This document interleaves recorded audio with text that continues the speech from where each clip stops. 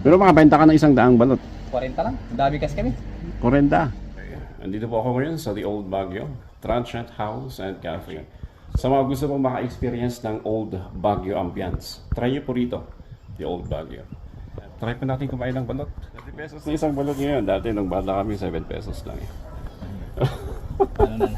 Ilang taon na kayo, ano? Okay. So, andito pa rin po tayo sa The Old Baguio. So, pag kinukuha nyo, luto na siya. Oh, ito na po. Okay. So, parang, halimbawa, kung di Utso rin ng ano namin. Bawat isa. 8 ang patong nyo sa bawat isa ng balot.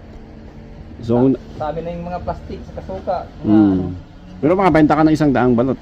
40 lang. Ang dami kasi kami. 40. 40 piraso. Marami kami kasi nagtitinda. So, parang magkano sa... Ano rito, mga 400 dito.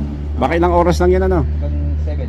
7. Kung minsan, di naabot ng 7. Ah, 40 3:30 hanggang 7. So, nasa 400 ang kita mo. Kung malakas, nasa 1,000. Talagang 400 lang. Kaya sagad lang yung ano namin. Ay, sagad na yan. Talagang inaano lang. Ganito lang ang hindi ko lang pinadadagdagan. Okay. Tsaga-tsaga lang, pare.